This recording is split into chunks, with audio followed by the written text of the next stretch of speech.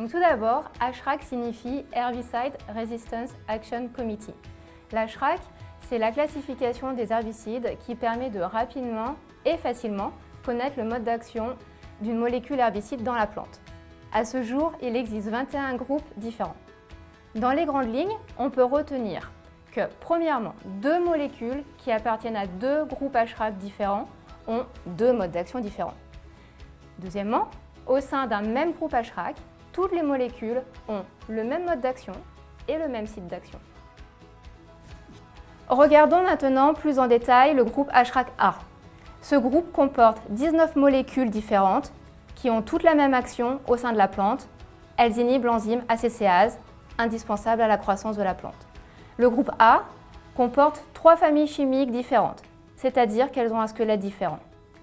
On recense 10 molécules appartenant au groupe des FOP, 1 molécule au groupe des DEN et 8 molécules au groupe des DIM, dont la clétodime.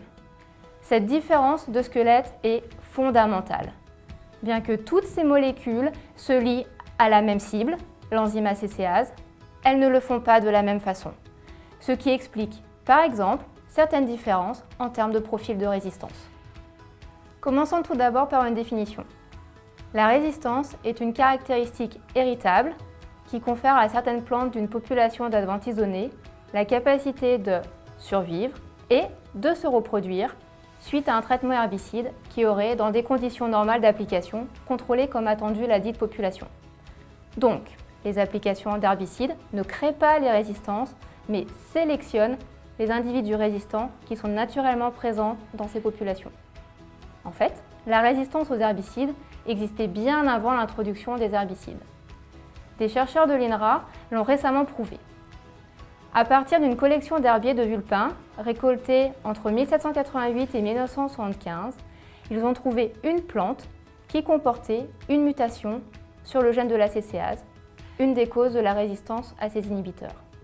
Cette plante avait été récoltée dans les environs de Bordeaux en 1888, soit 90 ans avant la mise en marché du premier inhibiteur de l'ACCase en France. Cette mutation, à la position 1781, est maintenant en Europe, en France et au Royaume-Uni, la plus présente.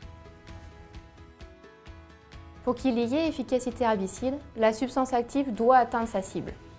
Tout mécanisme évitant ceci est un mécanisme de résistance.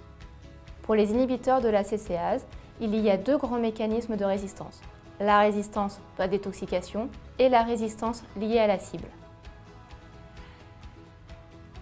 La résistance par détoxication. La substance active n'atteint pas la cible, elle est métabolisée avant par la machinerie enzymatique de la plante. La résistance liée à la cible. Le mécanisme le plus connu et le plus fréquent est la modification de la cible.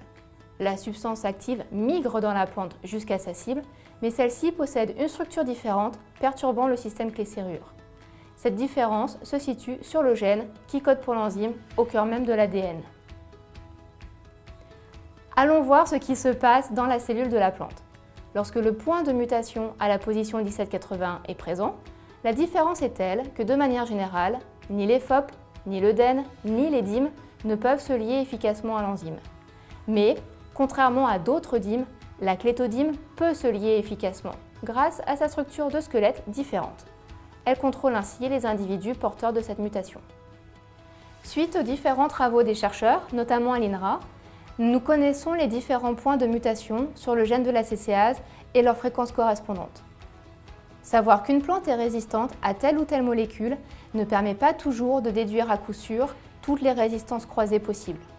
Et inversement, ce n'est pas parce que l'on détecte une mutation que toutes les molécules du groupe A seront impactées.